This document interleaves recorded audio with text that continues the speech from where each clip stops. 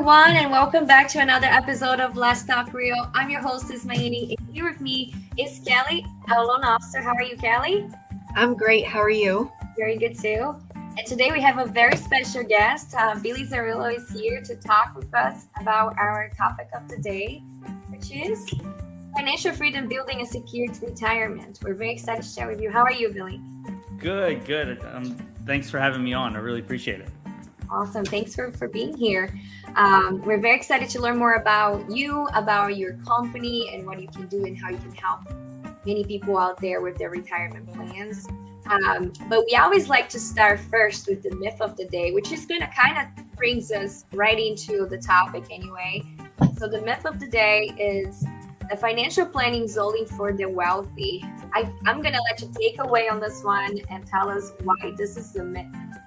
Oh, I love this one, and it's funny because I didn't even know that was going to be the myth of the day. So it's something I say to people all the time, that really you should start your financial planning journey before you're wealthy. That's how the wealthy became wealthy, is because they learned things from people that were smarter than them or people that had better knowledge than them, so that they could implement those steps so that they could grow their wealth through many different assets. And so I always tell people, no matter your financial situation, whether you're just starting out or you're going into retirement, you deserve to have a financial plan done for you. So yeah, complete myth. You should do it today, starting right now. Exactly.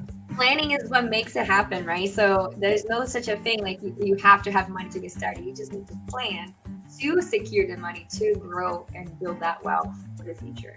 100%. So, very, very important. Awesome. So we had some questions prepared for you, and hopefully you're ready for it. But to get started, then, can you tell us a little bit about yourself and your journey as a financial advisor, and what inspired you to make the move to go to Terra Wealth? Yeah, so a great question. And so for those that don't know me, my name is Billy Zerillo. I'm a financial advisor at Terra Wealth, and I've been in financial advising for about 5 years. I live in Central PA. I live in Lancaster, or more specific, Lidditz. I live in with my wife, and I started my journey in financial advising kind of just by accident. Really a secondary career for me.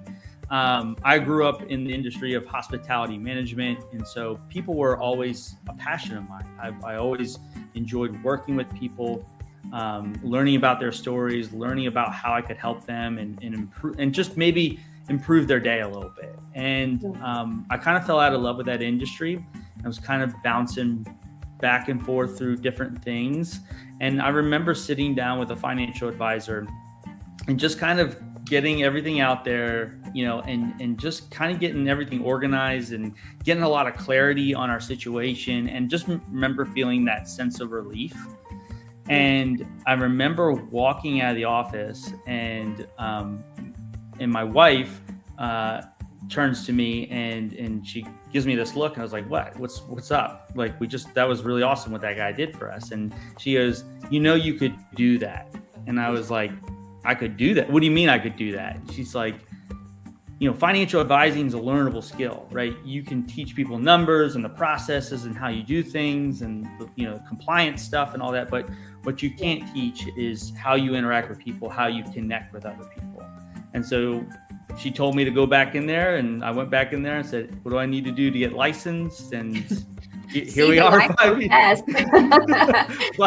5 years later. I really love what I do, that I get to really make a long-lasting impact in people's lives. So, yeah. Oh, that's exciting. I thank you so much for sharing that. I love to hear when the wife gets involved and it was because of it that you're in it. Yes, so full credit to her.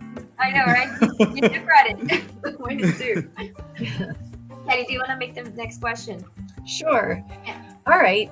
So, Billy, with your new company, how do you think you can make a difference in people's lives, and what sets Terra Wealth apart from other financial advisory firms? Yeah. So I love that question. I love talking about Terra and what they do and how we do it for people.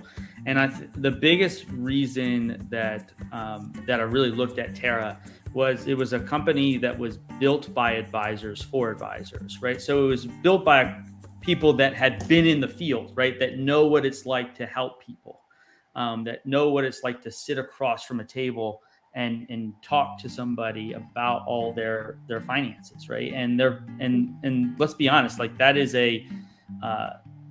that's not always an easy talk to have with people, right? And so by them knowing that, they've put a lot of stuff in place for us, whether it be technology, whether it be processes, whether it just be exposing us to different ways of thinking, but also just opening the tool chest. Coming from the previous company, there's a lot of things that I didn't know even existed in the world of finance. And being in an independent firm like that, where you have the pick of the litter of what you want to do for somebody, you're really able to look at somebody's situation, diagnose what's going on, but then find the actual right product or strategy that's going to help them fix whatever they need fixed. And so I can truly say that I have everything at my disposal to help clients. And another thing is, it's just being able to have a company that wants you to be you rather than you being branded inside of a company, if that makes sense, right? Like I have my own voice, right? They want me to be Billy because at the end of the day, nobody cares what company I'm with. They don't care I'm with Terra. They don't care I'm where, at the bank or whatever. They want to do business with you, the person, because that's who they connect with, right? And the company is just the tool that you're going to use to help them accomplish their goals. So that is very true. Yeah. So I think that's the major reason that sets Terra apart is their ability and willingness to listen to the advisors and make changes when changes need to be made to whatever is going on, to make it easier for us, but to make it easier for our clients. So you feel better equipped and with a better tool set to really help everybody that you can get your hands on, basically. Yes. Yep. That's awesome. 100%. That's exciting. I know there was a lot of people that feel like they don't have the freedom to do that. And when you're saying about you're able to be you, and really Terra is just a tool that you use to achieve that. It's a very similar concept with my company, EXP, because it was built by realtors for realtors as well. The same thing is said, and it's really just a tool. They want us to be us because we are the ones that connect to the clients and are able to help them. So I love that. It's so alike, and I can see why you would like to stay there and have had such a joy working so far with them. It's very important to have individuality when you're doing what you want to do to help others. It's very important. 100%. So planning for retirement, that's a big topic, right?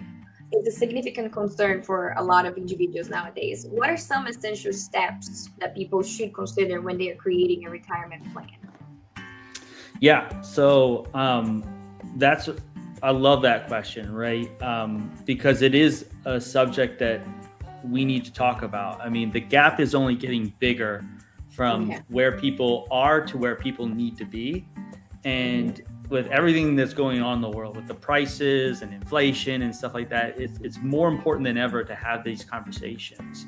And so the essential steps, the first step is I always say is being aware of your situation. So actually being in the mindset of like, hey, we do need help, right? We do need to get this on track. We do need to make steps in the right direction. The other essential step is actually sitting down with a professional of a financial professional, whatever that might look like for you, and having conversations not around what you think you should do, but what you want.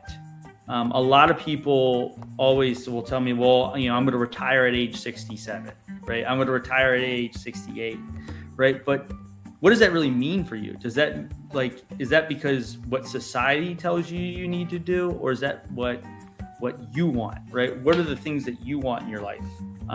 And so for me, it's gone beyond just account management, like how your investments are doing, but it's going into like, how is every aspect of your life performing, or how healthy are you financially speaking? Because that's great. We might grow your accounts to, a couple $1 million, which is great. But if your spending habits are crap, right, and you don't enjoy life, and you don't have a plan for when you stop working, it doesn't matter what's in that account, because you're not going to be fulfilled. So sitting down with a professional that's going to talk about those things, rather than, hey, here's a product for you, let's put this in place, hopefully this helps. If it doesn't, we'll readjust in a couple of years, right? So I would say those would be the essential steps that somebody needs to take, is to find out how financially healthy they are, because once we can diagnose those things, we can then prescribe the solution to your problem. Yeah, and to do it alone is just almost impossible, because if you're already not doing it right, you're not going to start now on your own. Yeah. You need professional help, and that goes for anything in life, right? You need professional guidance. And you want to see the whole picture of everybody, which is important, because you need to know what are their activities, what do they enjoy doing, when they retire, what do they want to spend their money on? Yeah. So yeah, what do they value in their lives? Because people, will be told, well, I need to retire and I need to do this and I need to do that. But maybe you want to go on vacation for a couple of months. I don't know, whatever you value in your life. Maybe you want to spend more time with the family. All right, well, we can center your goals around making sure that happens, right? That you can spend time with whomever you want, or you can go vacation wherever you want, whatever you value, instead of just being like, oh, this is what society tells me I should do. Right. Yeah. Very true. So that brings us to our next question, and it's in regards to real estate downsizing. So a lot of empty nesters, they consider downsizing their homes. How can this decision be beneficial from a financial standpoint? And what should they consider when making the move? Yeah, this is a question that we get a lot, is what should I do with my house, right? And some of these people that we're talking to, have lived in their house 20, 25, 30 years, right? They have a lot of equity in their homes. Yeah. But also they probably had big homes that they had big families in, right? And now they're empty nesters, the families living in different states, right? And they have these big houses that they really don't necessarily need anymore, or can even keep up with. And so some considerations that I always look at when I'm talking to somebody about potential downsizing. For me, when you go into retirement, you're more than likely to have a fixed income, right? It's not going to be variable like when you were working, right? You're going to have a pretty much fixed income. And so some of the things that we talk about are, that could be important if somebody's thinking about downsizing, is reducing the overall costs, right? The housing costs, right? Not having to upkeep the home, not having to cut the grass, not having to, I think on average, I read a stat somewhere, and you guys can correct me if I'm wrong if it's a different one, but on average, a homeowner can spend between 1% and 2% of the home's value in upkeep every year. Oh, yeah. So if you have a $300,000 house, right, that could potentially be $3,000 to $6,000, a year that you're spending on upkeep of the house, right? And so and so that might be a situation where by reducing, by downsizing, maybe getting a condo and something like that, we can reduce the housing costs, right? Maybe it's unlocking some of that equity, because maybe a lot of your net worth is tied up in real estate, which isn't a bad thing, but if you're trying to retire and you need liquidity, you need cash, right? You might have to sell some of that. You might have to sell that asset in order to get cash. The last thing I would say is, it's basically going back to cost, reducing all the different costs that you're going to have. That would be an important thing to look at if you are considering downsizing for retirement. Or do they look into going to like I would think that going to a retirement community is more like a fixed payment, so to speak. You know what I mean? Because they'll be on a fixed income. So do you get a lot of that? Like, so if you're looking to go into retirement and into a retirement facility, here's what you can afford. You know what I mean? With the retirement that they have. Yeah, that's a good question. One of the things you need to consider if you're close to retirement, or if even your parents, right? This is something kids are going to have to get, kids our age, I say kids our age, but people our age and younger are going to have to really consider this, because they're going to have to help their parents move into these facilities and stuff like that. And a lot of the times these facilities require like a large deposit of money to go into these facilities. It could be 20, 30, 50 grand. And they have a waiting list too. And a waiting list.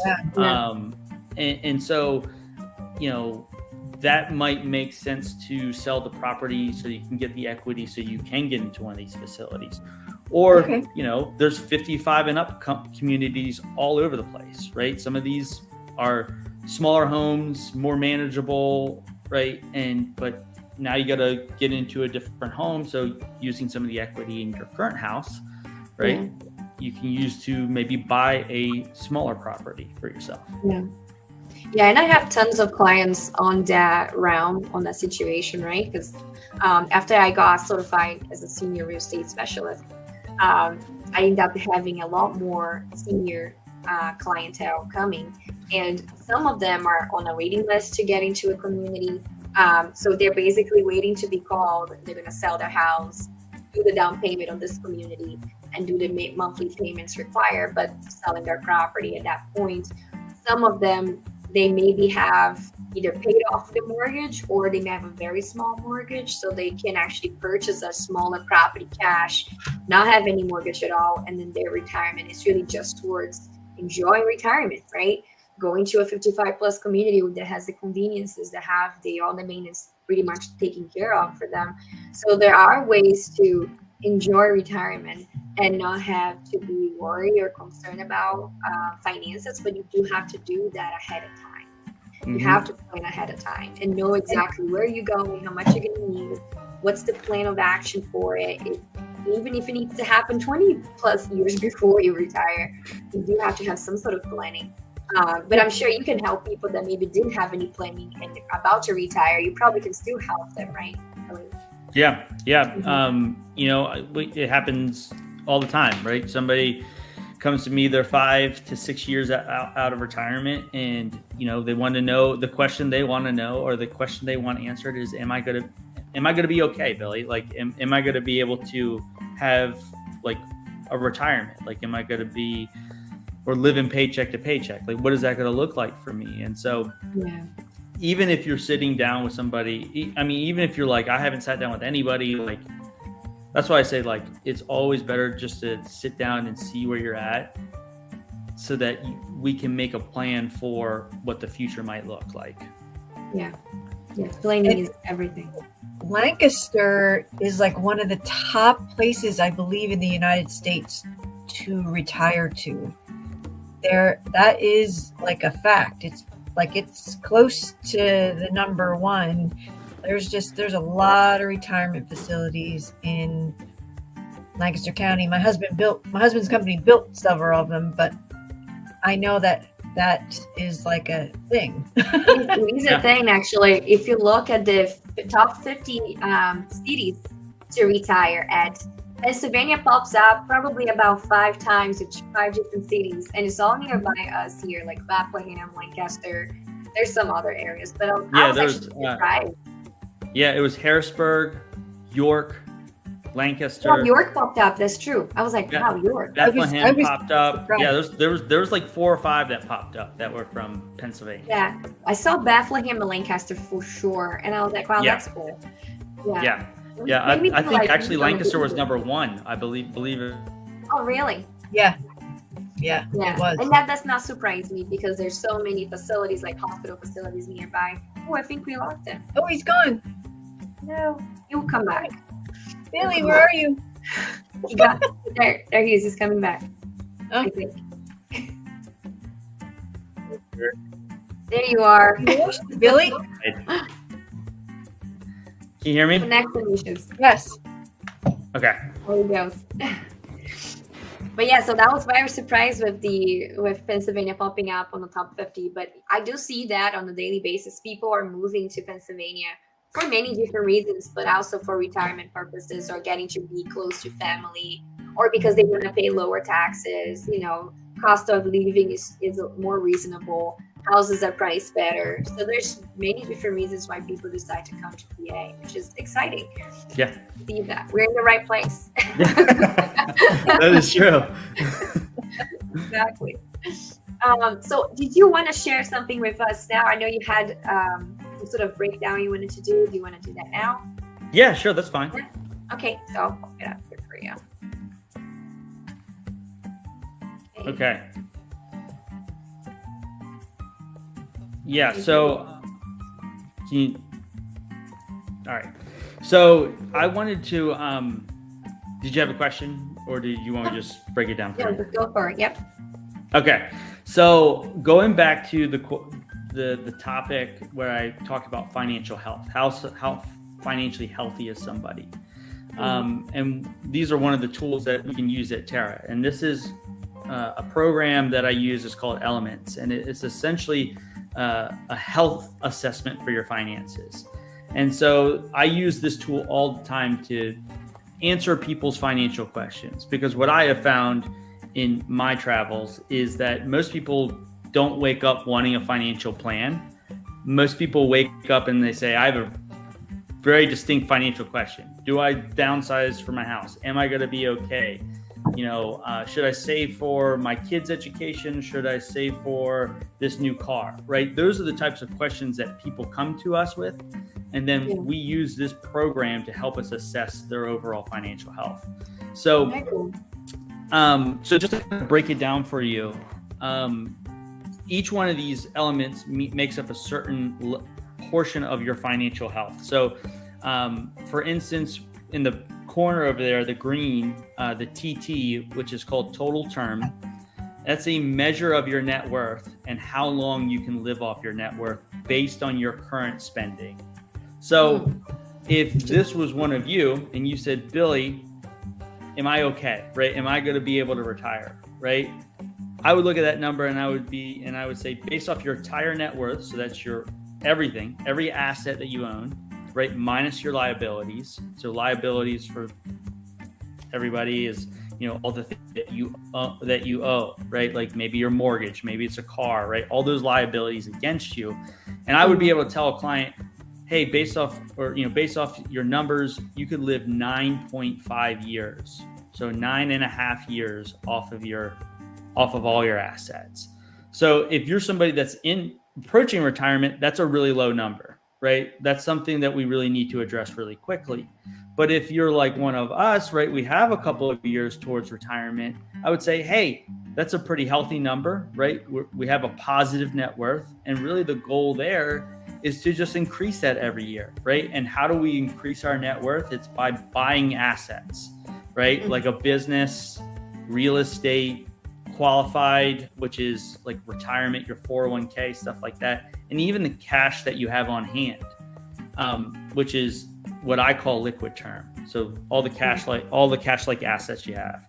So where this becomes really interesting, especially in the real estate mindset, right? When we're talking about somebody that potentially needs to downsize, right? If we look at their total term, it's 9.5, but where's the bulk of their equity or their net worth? It's in their real estate, right? Real estate term is 4.3. So that tells me they sold their house, they could live 4.3 years just off that equity. So maybe that's a conversation to have with that client. Be like, hey, we probably need to look at downsizing, selling this thing so that we can, beef up the rest of your other assets, right?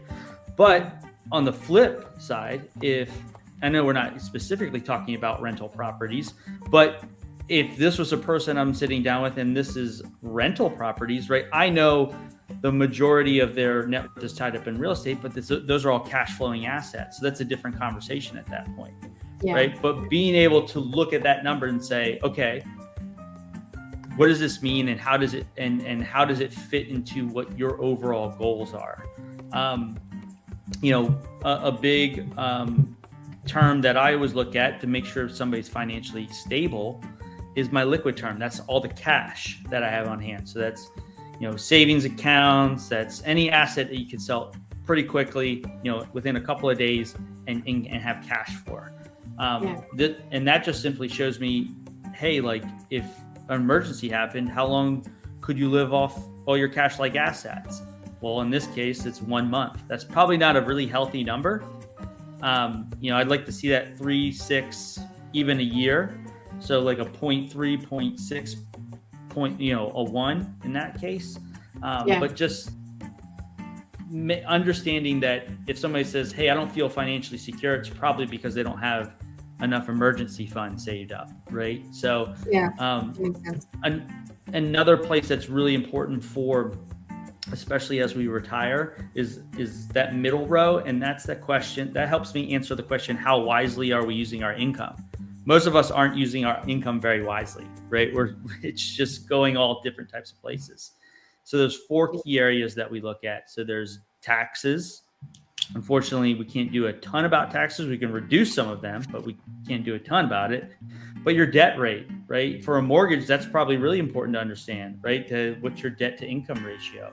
How much of your money are you just burning through, right? That is unrelated to debt. And then how much of our income are we actually saving? Because most of us aren't, anywhere near the healthy range, which is 20 to 25% of your income you should be putting away in some asset. Doesn't matter if it's whatever it is, doesn't matter. But putting some of our money away for us rather than it going to debt, going to all the little things that we buy throughout the week, all the Amazon trucks that pull up to our house, and all those types of things. So, were you at my house this week? It's spying on you, Kelly. I am, and the one thing that I really love about this system too, that I forgot to mention, it does help me diagnose what's going on, but a lot of this data that's in here is real-time data. So I can also monitor a client situation. So I could, if Kelly, all of a sudden her burn rate goes from 35 to 50%, I know she just spent a lot of money somewhere. And I'm going to give her a call and we'll be like, Kelly, what's going on? Why'd your burn rate jump up?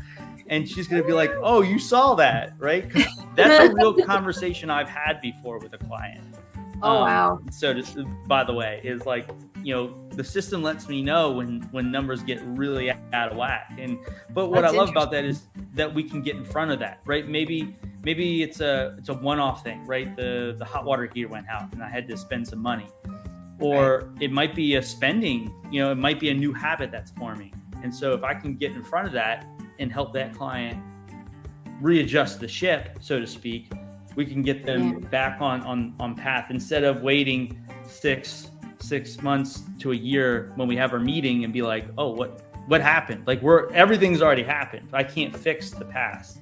I can only fix what's moving forward. So, but yeah, that's a little bit of like what it looks like to sit down with me and how I break down people's financial situations, but also how I can help other professionals like a real estate agent, like a mortgage lender, understand what's going on in a client situation, real time, fast, with accurate numbers, and be able to adjust their situation for them.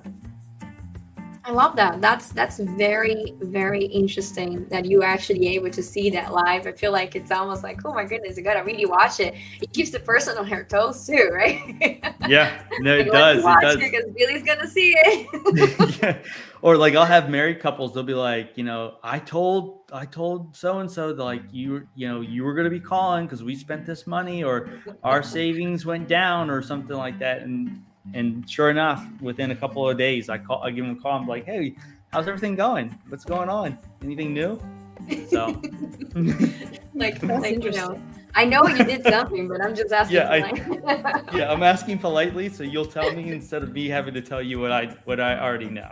That's too funny. Oh wow, that's awesome. I like that. That is cool. Yeah. So we did touch base already. You mentioned about the cash flowing assets, right? So the properties that are rentals.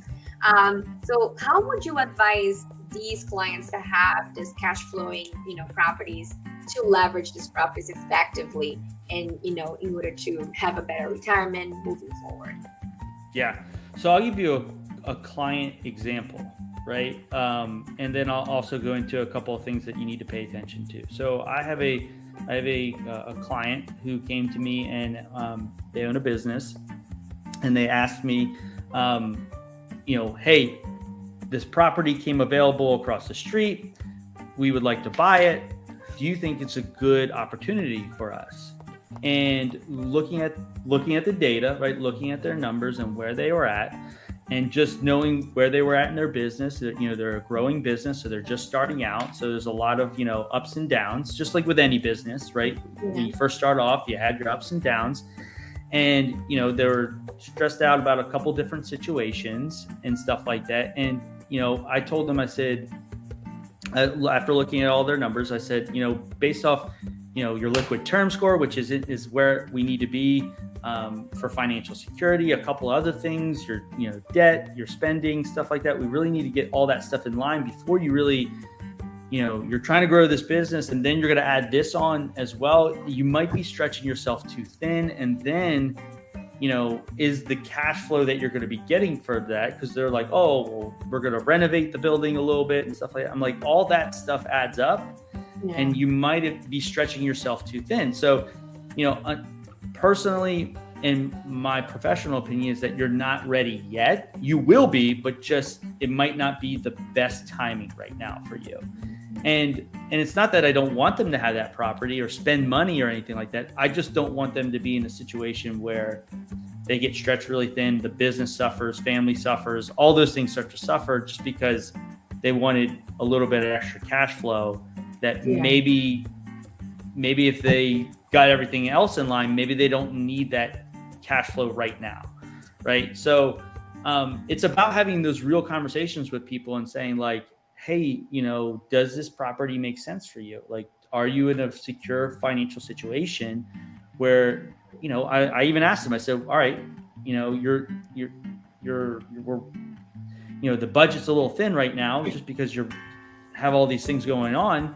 I said, what happens if you don't have a renter for 6 months? Can you absorb that cost for 6, 7, 8 months, right? Like, could you do that? And the answer was no. So I said, hey, let's reevaluate, and let's see what we need to do to get you to a place where that when a property comes up, you have the you'll be ready to take on that property, right? So some other things that I help people consider is and I think a lot of people don't think about this, is like tax planning. Yeah. There's a difference between tax advising and tax planning. Advising on somebody on taxes is actually filing your taxes for you, where tax planning is looking at things that we can do to mitigate some of your taxes. So when it comes to owning multiple properties, are you getting all the tax benefits from that? Like, are you structured the proper way for all your rental properties, right? Is it an LLC? Is it are they in trust? Whatever it might look like from a tax planning aspect, I think is is an underutilized aspect of owning multiple properties, because you get a lot of tax benefits for that. So, tons. I didn't know you actually did that part. That's good to know. Well, now going into Terra, like I said, more tools in the tool chest, able to take a look at those things for people and kind of help them understand, what their opportunities are. As far as, and then obviously getting with their CPA and making sure everything is compliant and looks good and stuff like that, so that nothing bad happens or anything like that. But working with a tax professional that does it every day is another aspect of the team. So that's awesome. That's very, very cool. Yeah. So, Billy, on a different note, a lot of our listeners are first-time home buyers. So from your perspective as a financial advisor, what advice would you give first-time home buyers who are taking those steps to purchase a home? Now, some of our first-time home buyers are young, but some of them aren't. So some of them, they already have assets and investments and stuff. So what conversations would you have with those people?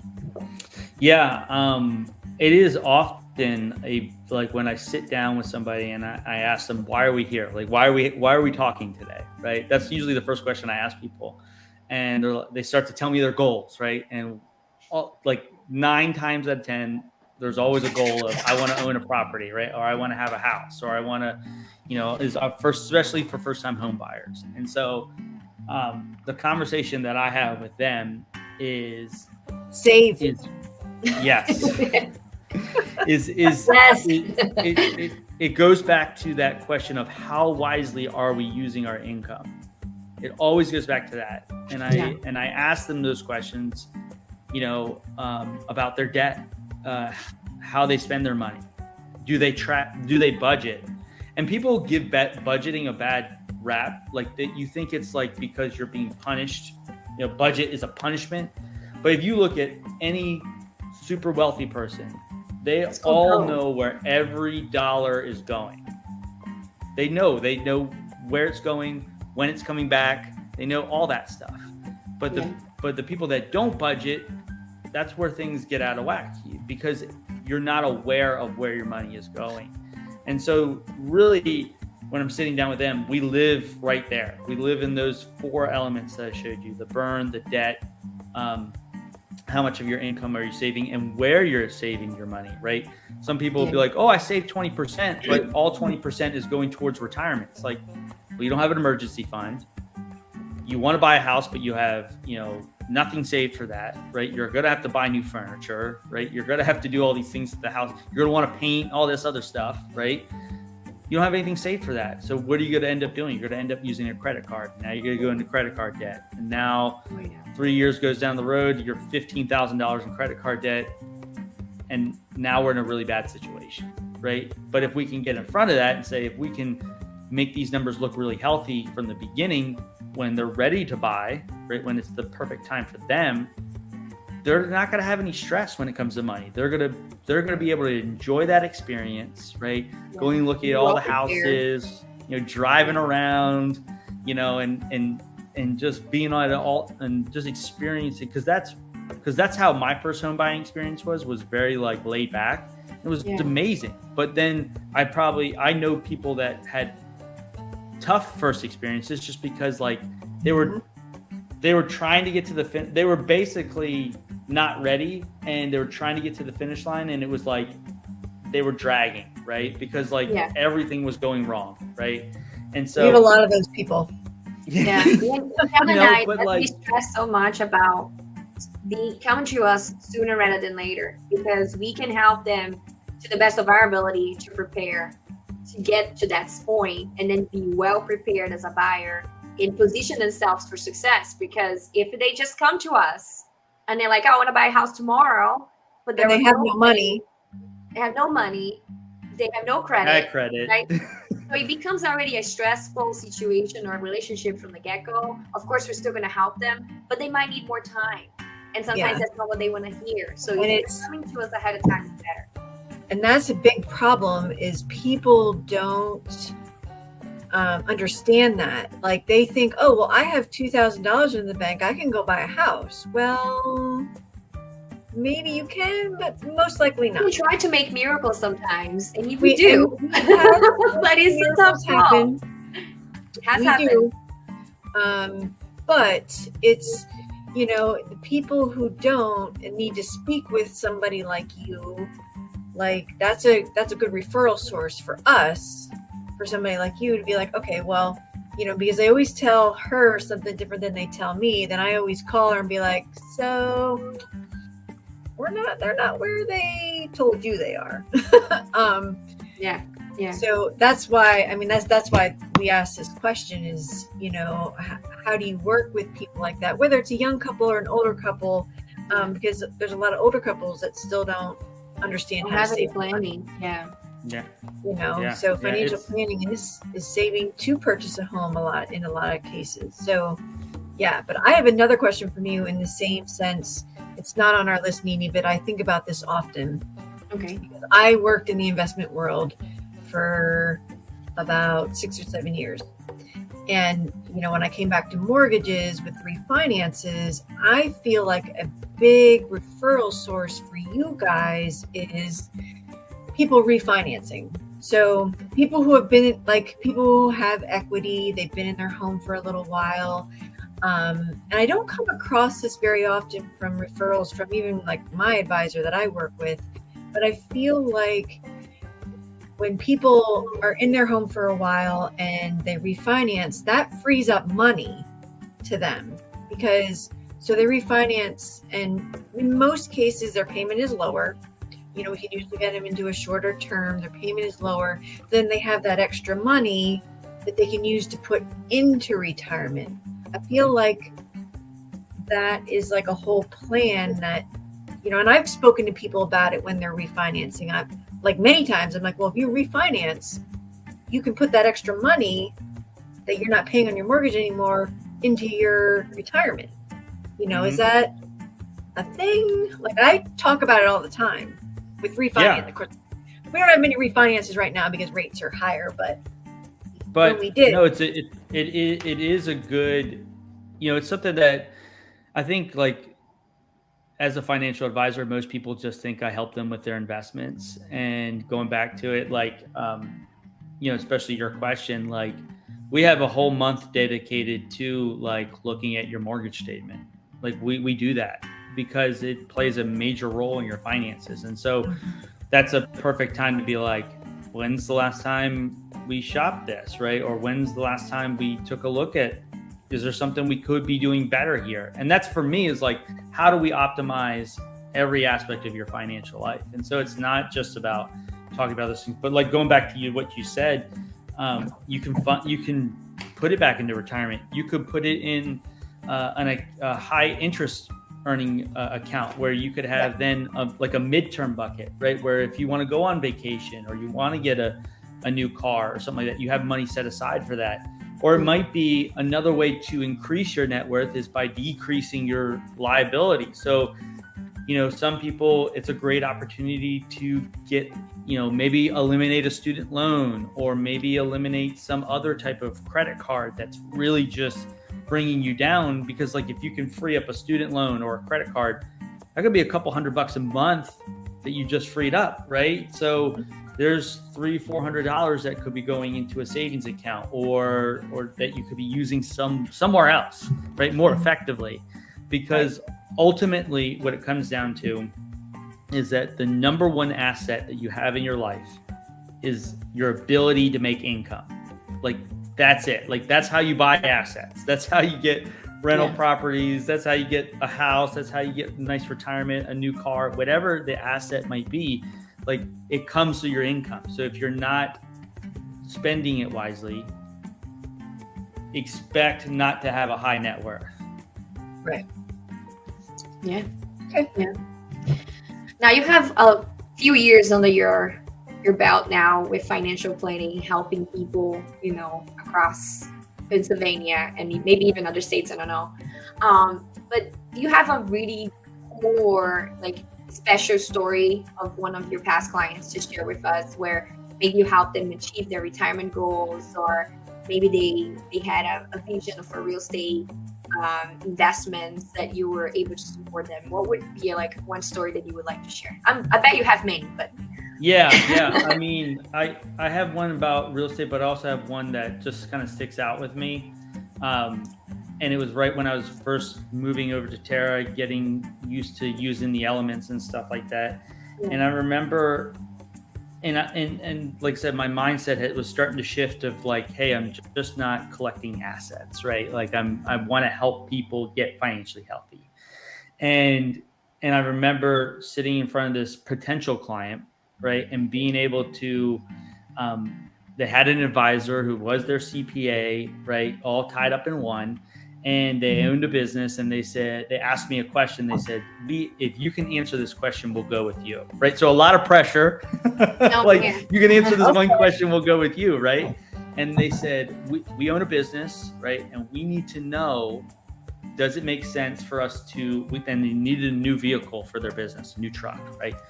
And they wanted to know, should we lease this vehicle or should we buy it outright? And so I remember looking at them, and I was looking at their numbers, and I said, well, first things first, like, do you have enough cash on hand to do that, right? Like, and looking at their liquid term score, they had 2. So that told me 2 years of expenses that they could, take on and not skip a beat, right? And I said, you have enough cash on hand right here. The rates for getting a car right now are astronomically high, right? The interest rates. So you're going to be paying more on that loan. So I don't like borrowing money at a higher interest rate. Like, if I can borrow money at a lower interest rate, that's beneficial, right? So since it's at a higher interest rate, I'd rather you just take cash out, pay for it up front, and you'll be done with it. And I said, also, I know you were talking, and earlier they were talking about their son and how they wanted to get him a truck, right? And I said, if you lease this vehicle, you eventually have to give it back, or you have to, buy it. It's going to be expensive at that point. I said, if you buy this vehicle outright, he's not able to drive for 3 years. You can use that vehicle for the business for 3 years, and then give that vehicle to him, right? Now he has a truck. It's not a brand new truck, right? But it's a vehicle that he can have, and then he can learn the value of money by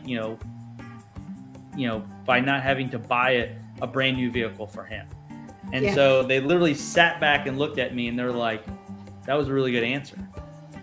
And so that kind of sticks with me, of like how like I try to help people beyond just. Did they choose you? Yes, they did. That's good. They're smart. I was waiting for the suspense. It was like, yes, they went with me. And they said, that was a perfect answer.